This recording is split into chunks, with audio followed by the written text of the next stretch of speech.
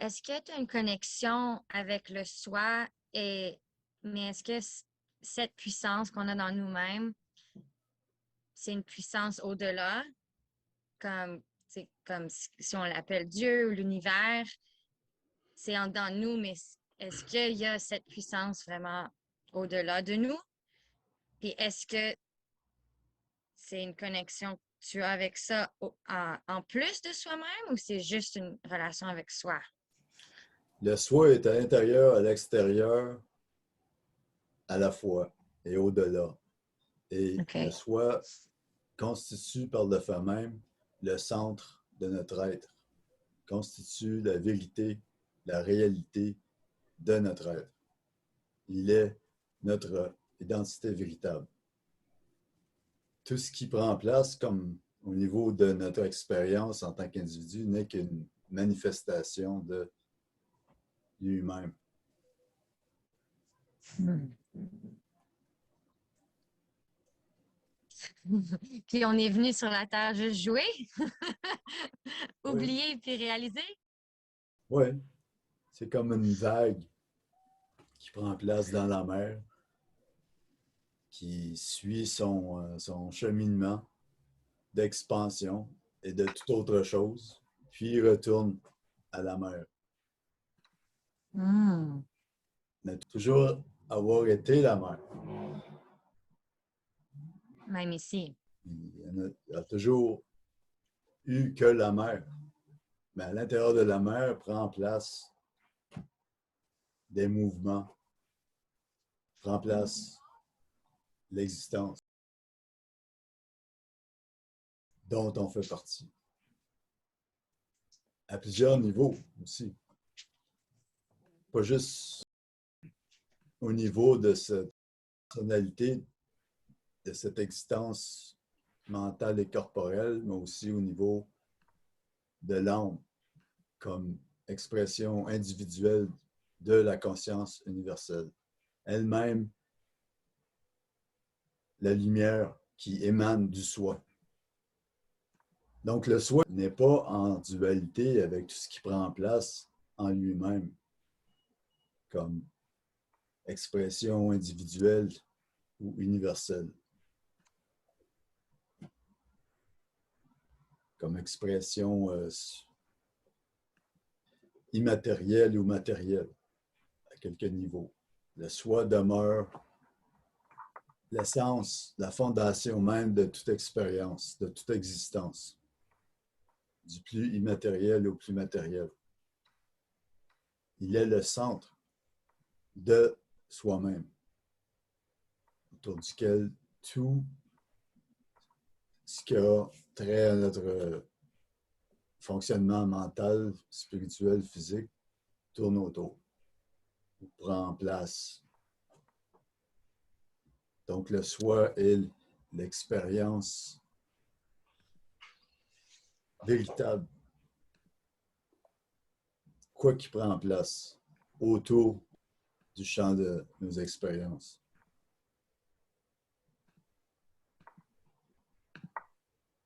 C'est comme si notre esprit ne peut pas comprendre que notre identité véritable soit la foi, ce jeu de la personnalité est quelque chose qui n'a absolument rien à voir avec. C'est pour ça qu'on se perd au niveau de notre personnalité. C'est pour ça aussi qu'on cherche toujours quelque chose ou qu'on combat toujours quelque chose. Parce qu'en soi, la personnalité ne signifie rien sans sa connexion avec le soi. Même l'existence ne signifie rien sans la connexion avec le soi. Donc, lorsqu'on a reconnu que nous sommes le soi et non simplement cette personnalité, à ce moment-là, tout ce qui a trait à la personnalité devient secondaire et est vu avec la lumière du soi. Donc, on en vient à voir si ce qui se passe dans notre esprit est important ou pas. En fait, quand quelqu'un est vraiment connecté au soi, quelles que soient les pensées, prend place si elles doivent prendre place. Elle ne prend pas place si elles ne doivent pas prendre place. En fait, ça a toujours été le même. Sauf que, par méconnaissance de notre véritable identité, on se laisse diriger par les pensées. Donc, on crée l'illusion que les pensées sont réelles. Et cette idée qu'on soit cette personne est réelle. Alors, on se perd de cette façon-là. On crée en fait une illusion d'être perdu, puisqu'on n'est jamais perdu tant qu'on le soit. Même lorsqu'on, par exemple, on passe à travers des difficultés, il y a quand même quelque chose en dedans de nous qui regarde, qui simplement regarde, comme un miroir. Quelque chose qui témoigne de ce qui est, n'est-ce pas? Cela est le soi. Il n'y a jamais eu un seul moment dans notre vie, depuis notre naissance, où il n'y a pas eu ce sens de témoignage de ce qui est, comme c'est, n'est-ce pas? Cela est le soi.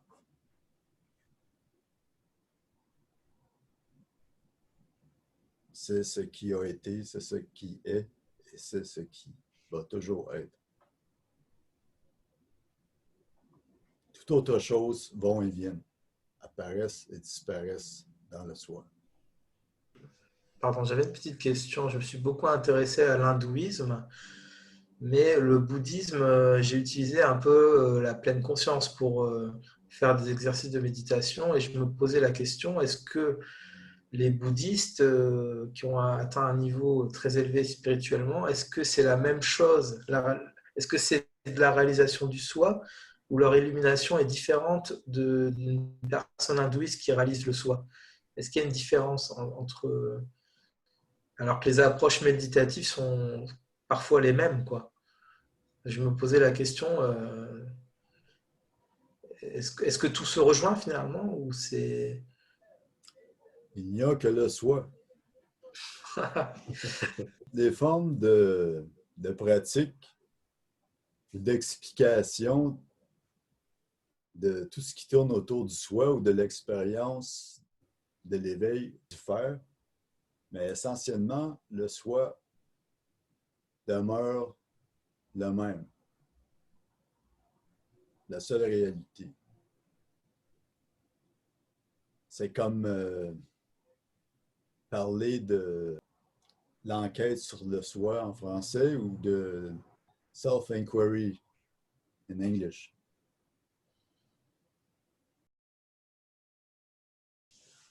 Les méthodes de méditation comme telles ont toutes le même but, de permettre un silence, de permettre à l'esprit de se libérer de son contenu en tant que pensée et de faciliter une disposition à retourner à cet endroit de silence. Il y a d'infinies formes de méditation, infinies formes d'enseignement ou de pratique, de croyance même, mais tout mène au même endroit. D'ailleurs, plus la personne s'éveille, plus elle en vient à voir le lien entre toutes les pratiques, entre toutes les religions, quels que soient les mots, les définitions, et ainsi de suite. Ça devient clair, comme de source.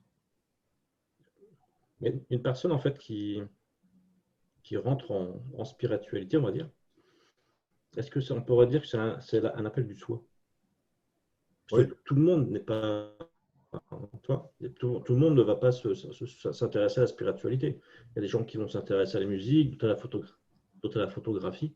Il y en a certains qui vont vraiment qui vont vraiment s'intéresser qu'à ça, en fait. Je dis ça parce qu'en fait, moi, ça a toujours été un appel, en fait. Je le ressens comme ça. Depuis tout petit, mais vraiment, vraiment, quand j'étais petit, je le sentais déjà. Quand je voyais les choses autour de moi, toutes les choses qu'on me disait, je sentais en arrière-plan, je sentais quelque chose qui n'allait pas, en fait, par rapport à ce que je voyais, ce qu'on me disait. Je sentais que c'était pas, il manquait quelque chose, en fait. Et j'étais trop petit pour mettre des mots, etc. Moi, je pouvais pas. Et c'est quand j'ai découvert, en fait, l'Advaita, Vedanta, en fait, la non-dualité, que là, ça m'a parlé. Ça a été comme une révélation. C'est ça. C'est exactement ça ce que je cherche. Et toutes les vannes se sont ouvertes, en fait. Ouais, c'était pouf. Et c'est comme si c'était un appel tout le temps. Il y a toujours quelque chose en arrière-plan qui c'est pas. Il n'y a pas de mots, je ne peux pas mettre de mots là-dessus. Mais c'est le seul moyen de l'expliquer, ce serait de dire ça comme ça, en fait. Mhm.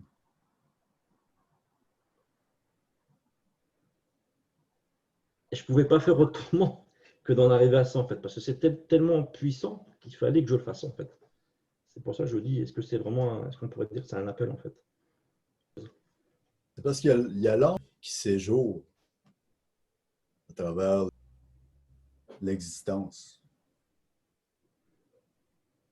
Autant sur le plan immatériel qu'immatériel.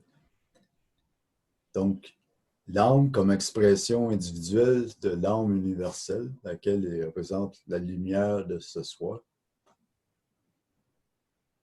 passe à travers des temps d'ascension. Donc, au niveau de l'âme, il y a des âmes qui sont plus sensibles à la quête spirituelle que d'autres âmes, lesquelles doivent encore séjourner dans l'identification avec le mental et le corps à travers l'existence.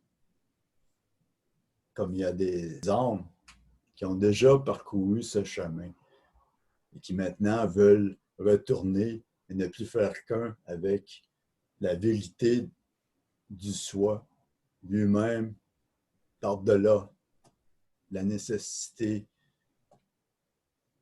de vivre des expériences à quelque niveau que ce soit. En fait, je dirais que c'est ça qui fait la différence entre une personne qui met tout son âme et son cœur dans la quête spirituelle, au contraire de qui cherche le bonheur au simple niveau matériel, par exemple. Même si la personne qui cherche le bonheur au niveau matériel cherche aussi la même chose, sans le savoir. Oui, oui. L'âme cherche la même chose, de son apparition et de sa disparition au retour dans le soi. Donc, c'est exactement comme avec l'exemple de la mer. La mer qui s'exprime à travers les vagues, donnant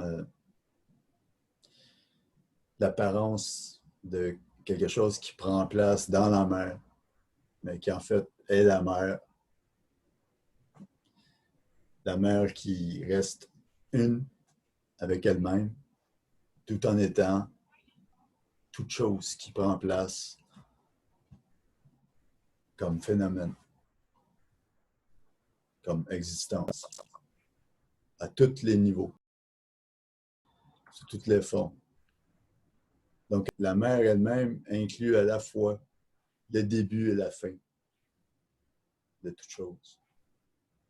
La naissance et la mort ou le retour au soi par l'âme individuelle. Une question. Imaginons un jeune de 20 ans à peu près qui part dans la quête de la réalisation du soi, on va dire qu'il réalise le soi, mais quelque part, est-ce qu'elle n'aurait pas exploré la dualité, en fait, la vie normale, entre guillemets, basique, elle n'aurait pas exploré la dualité et est-ce qu'il n'y a pas un danger chez les jeunes de 20 ans de partir dans la réalisation du soi sans avoir exploré le monde de la dualité d'un moi-je séparé du monde. Je ne sais pas si tu vois ce que je veux dire. Qu'est-ce que tu penserais de ça, en fait? C'est une question qui me tiraille, en fait. En premier lieu, je dirais que tout ce qui se passe dans notre vie se passe comme ça doit se passer. Qu'on le veuille ou non, qu'on lutte avec ou pas.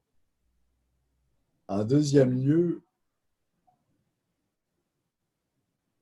c'est la meilleure chose qui puisse se passer pour la personne que de chercher le soi. Même si, évidemment, ça peut faire ressurgir des difficultés. En fait, ça va faire ressurgir des difficultés. Parce que toutes les expériences accumulées autour de l'idée qu'on est autre que le soi doivent émerger de façon à être éliminées du champ de ta conscience, comme propension, comme tendance latente. En général, lorsque ça se présente, c'est comme si ta vie entre dans une phase de chaos. Donc, ça apparaît comme si la quête spirituelle, finalement, t'a amené à un endroit où il y a plus de difficultés. Sauf que la vérité est le contraire. C'est parce que ton esprit, en tant qu'homme, est arrivé à un point de telle maturité que maintenant, il est capable d'entrer, d'accepter, de faire face à ces difficultés de façon à les éliminer. Pour, évidemment, arriver à un endroit de stabilisation dans le soi. J'avais juste une petite question. Quand je pense à Ramana Maharshi qui s'est réalisé peut-être à 18 ou 19 ans, il n'a pas vécu une vie ordinaire. Il est tout de suite parti dans la réalisation totale, en fait. Et je me dis, il n'a pas vécu la vie ordinaire avant de partir dans la réalisation de soi. Je ne sais pas si tu vois ce que je veux dire. Par rapport à Nisargadatta, où lui, il a eu une vie jusqu'à 40 ans un peu ordinaire et après, il s'est transformé. Je ne sais pas si tu vois un peu ma question. Ça, c'est simplement une question de où se situe l'âme dans son processus de purification ou d'ascension. Quelque chose qu'on ne peut pas nécessairement voir ou déterminer dans la présente existence. Donc, dans le cas de Ramana, par exemple, c'est certain que avant cette incarnation, il aurait nécessairement passé à travers des cycles d'existence avant d'arriver à un endroit de stabilisation dans le soi.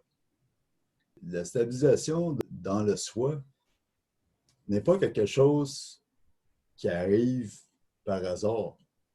C'est dans le processus de la création, de l'évolution, en quelque sorte, de la conscience, de passer à travers les cycles d'existence de façon à se développer spirituellement. Parce que sinon, ce serait quoi la raison? Quelle serait la beauté de l'éveil comme tel? La beauté de l'éveil, c'est peut-être de retourner dans le monde après la réalisation, stabilisation, ce désir de retourner dans le monde, de confronter un peu le soi qu'on aurait réalisé et on vient retourner dans le monde pour un peu confronter un peu, je ne sais pas si tu vois ce que je veux dire, plutôt que d'être un ermite qui va rester. Ce désir de retourner au monde est peut-être beau aussi pour confronter le soi. Enfin, c'est un peu bizarre ce que je dis, mais confronter le soi à une réalité ordinaire. Et Arriver à voir que le monde lui-même est le soi. Parce qu'on n'a pas réalisé le soi, le monde nous apparaît comme un antagonisme permanent, où est-ce qu'on essaie soi-même, au niveau de la personne, de faire notre chemin et de trouver notre bonheur à ce niveau. Et lorsque la quête spirituelle prend place, c'est comme si on en vient à voir que, oui, le monde est une illusion, puisqu'il prend place dans notre esprit selon les pensées que l'on poursuit ou pas. Mais lorsque finalement on réalise que le soi seul est ce qui dure, est ce qui est, évidemment, tout ce qui apparaît dans le champ de tes perceptions devient tellement immatériel, secondaire, relatif, qu'il ne reste que le soi. Donc, le monde, maintenant, est révélé comme étant le soi, celui qui seul demeure. Et en plus, dans cet état, il y a plus, en plus, dans cet état, il n'y a plus de problème avec la dualité, en fait. Elle ne pose plus aucun problème, la dualité. Qui vise à un moi-je séparé du monde, elle ne pose même plus de problème. On accepte la dualité aussi, quelque Ouais. part. On accepte la vie telle qu'elle est et même la mort. Mort pour qui? Pourquoi? La mort est un concept en esprit, puisque même ce qui meurt devant nous physiquement, même si ça apparaît réel comme tel, c'est réel à un certain niveau, mais encore là, ça dépend d'un observateur. L'observateur se définit par ses pensées. S'il n'y a aucun mot, où est le début et la fin d'une chose? En fait, tout naît et meurt dans le soi. Le soi est tout ce qui est. Le reste est un jeu d'apparence. C'est un peu comme le pot cassé, en fait. Dans le pot, en fait, il y a un intérieur et un extérieur. Donc, le soi est à l'intérieur et à l'extérieur. Mais il est aussi le pot, en fait. Mais même quand le pot est cassé, le soi est toujours là. C'est un peu ça. Pour le corps humain, ça serait ça, si on pourrait dire ça. C'est pour ça qu'on dit que le salut de notre âme réside en Dieu. Dieu seul. Le soi. Donc, pour revenir au corona, qu'il y ait corona ou pas, la question est la même. Là, tout est à sa place, donc il n'y a pas de problème. Il n'y a pas à lutter. Il faut accepter, les choses sont là parce qu'elles sont là. Oui, et puis ça viendra, ça partira. J'avais une question. Est-ce que tu médites? Est-ce que tu pratiques la méditation avec des exercices basiques ou tu es passé à autre chose? Oui, quelquefois. Mais lorsque on se stabilise dans le soi, effectivement, tout devient une méditation. Puis si, par exemple, tu as pratiqué certaines méditations dans ta vie, mais tu vas les faire avec encore plus d'enthousiasme. Puis aussi, il y a un temps pour chaque chose. Des fois, tu sens que tu veux passer plus de temps assis, sous un arbre, dans la nature, que d'autres temps. J'avoue que j'adore m'asseoir en lotus. Donc, m'asseoir en lotus et simplement observer, tout en maintenant la colonne droite et bien ferme dans l'immobilité. J'aime beaucoup pratiquer ça. Que j'en ai le besoin ou pas. Normalement, c'est juste une inclination. Surtout quand je suis dans la nature. Ou des fois, quand il y a trop de pensées, parce que ça arrive aussi. Des fois, lorsque justement il y a trop de pensées,